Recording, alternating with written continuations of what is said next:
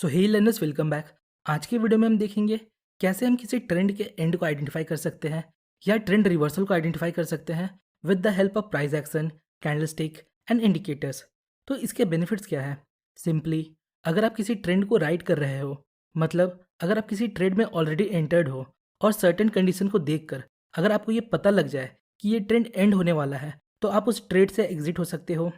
Second, अगर trending market के दौरान आप ट्रेंड के एंड को आइडेंटिफाई कर लेते हो, तो आप रॉन्ग प्लेस पर एंटर होने से बच सकते हो।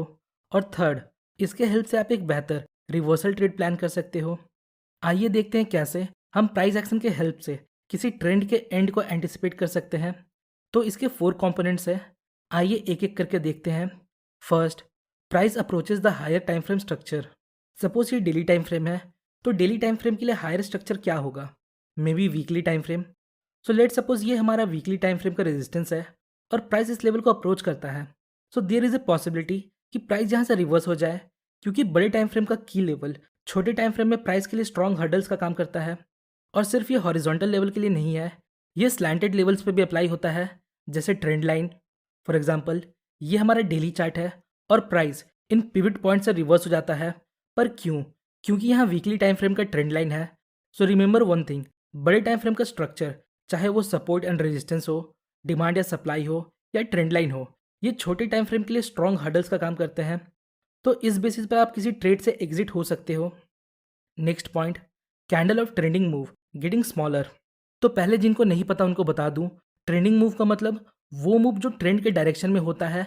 मतलब अगर अप ट्रेंड है तो ये हमारा ट्रेंडिंग मूव होगा, और इसके अगेंस्ट ये जो छोटे मूव्स हैं अपोजिट डायरेक्शन में, इसे हम रिट्रेसमेंट मूव बोलते हैं। So candle of trending move getting smaller, इसका मतलब सपोज ट्रेंडिंग मूव के जो कैंडल्स है उनका साइज छोटा होते जा रहा है, और साथ ही साथ ट्रेंडिंग मूव का रेंज भी छोटा होते जा रहा है।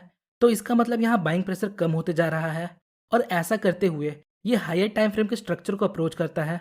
तो ये हमें इंडिकेट करता है अब यहाँ ट्रेंड एंड हो सकता है। Next, candle of retracement move getting larger. मतलब जो रिट्रेसमेंट मूव है उनके कैंडल्स का साइज बड़ा होते जा रहा है। तो इसका मतलब यहाँ अपोजिंग सेलिंग प्रेशर इंक्रीज हो रहा है, और इस प्रकार ये हायर टाइम फ्रेम के स्ट्रक्चर को अप्रोच करता है। सो अगेन ये एक अच्छा सिग्नल हो सकता है कि ये ट्रेंड यहाँ एंड हो सकता है, यहाँ से एक रिवर्सल आ सकता है। Next, break of trending structure.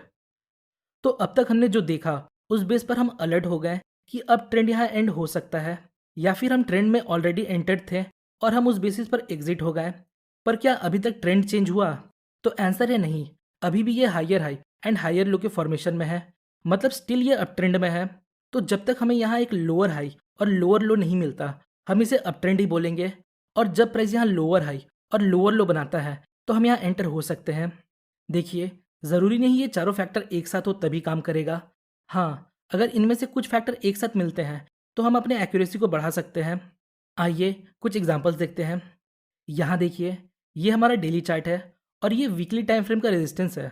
Next, price इस लेवल को अप्रोच करता है। सो अगर हम यहाँ ऑलरेडी ट्रेड में एंटर्ड है तो हम यहाँ एग्जिट कर सकते हैं। नेक्स्ट, यहाँ हमें ब्रेक ऑफ स्ट्रक्चर मिलता है, तो यहाँ हम इमीडिएटली ट्रेड ले सकते हैं या रिटेस्ट का वेट कर सकते हैं। नाउ अगर आप चार्ट को ध्यान से देखो तो यहाँ एक हेड एंड शोल्डर पैटर्न है, और हमने अभी अभी just head and shoulder pattern को ट्रेड किया। एक और एग्जांपल देखते हैं। तो ये हमारा डेली चार्ट है और ये वीकली रेजिस्टेंस। नेक्स्ट, प्राइस इस लेवल को अप्रोच करता है।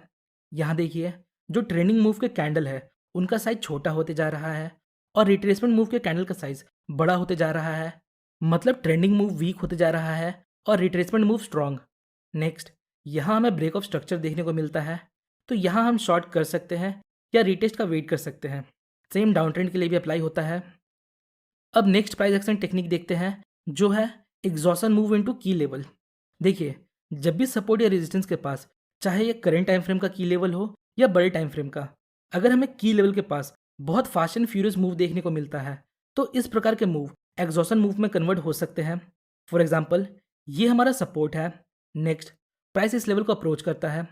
अब यहाँ देखिए, हमें सपोर्ट के पास एक हैवी सेलिंग देखने को मिलता है। बहुत कम समय में प्राइस तेजी से नीचे गिरता है, तो हो सकता है ये एक एग्जॉशन मूव हो। सो अगर आप ट्रेड में एंटर्ड हो तो अभी आपको एग्जिट हो जाना चाहिए, या ऐसे फास्ट मूव को देखकर आपको शॉर्ट पोजीशन लेने से बचना चाहिए। हम जैसे इमेच्योर ट्रेडर सोचते हैं प्राइस बहुत तेजी से गिरा है ये सपोर्ट को ब्रेक कर देगा और हम फोमो के चक्कर में ट्रेड में एंटर हो जाते हैं। पर हमें की लेवल के पास ऐसे फास्ट एंड फ्यूरियस मूव को अवॉइड करना चाहिए। नेक्स्ट टेक्निक को देखते हैं, जो है वेज ब्रेक।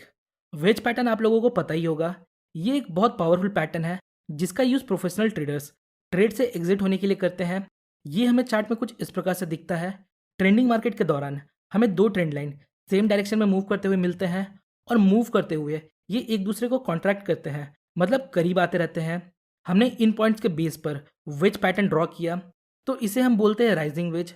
इस पैटर्न के बनने के बाद अगर प्राइस लोअर ट्रेंड लाइन को ब्रेक करता है तो हम यहाँ एग्जिट हो सकते हैं या हम रिवर्सल ट्रेड प्लान कर सकते हैं।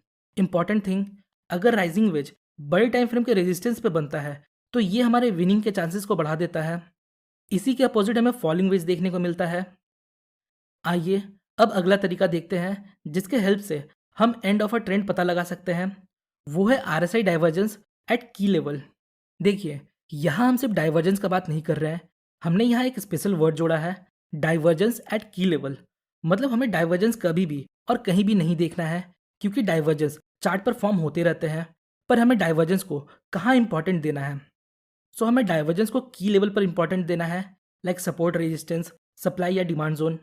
की लेवल या तो सेम टाइम फ्रेम का हो या हायर टाइम फ्रेम का हो। डाइवर्जेंस के ऊपर मैंने एक ऑलरेडी वीडियो बनाई है, आप उसको देख सकते हो। आइए एग्जांपल देखते हैं। सो ये हमारा रेजिस्टेंस है। नेक्स्ट, प्राइस इस रेजिस्टेंस को अप्रोच करता है। नेक्स्ट, यहाँ देखिए, price kind of double top form करता है, but at the same time RSI lower top बनाता है। मतलब ये क्लास बी बेरिश डाइवर्जेंस है, जो कि एक स्ट्रॉन्ग डाइवर्जेंस है। और साथ ही साथ प्राइस अभी रेजिस्टेंस पर है, तो इसके लो ब्रेक पर हम एक शॉर्ट ट्रेड प्लान कर सकते हैं। तो ये थे कुछ तरीके जिसके हेल्प से आप एक ट्रेंड के एंड को आइडेंटिफाई कर सकते हो या रिवर्सल ट्रेड प्लान कर सकते हो। सो होपफुली गाइस आपको इस वीडियो से थोड़ी इन्फॉर्मेशन मिली होगी। अगर आपको वीडियो इन्फॉर्मेटिव लगी तो वीडियो को लाइक और चैनल को सब्सक्राइब जरूर करें। मिलते हैं नेक्स्ट वीडियो में, तब तक के लिए best of luck for stock journey.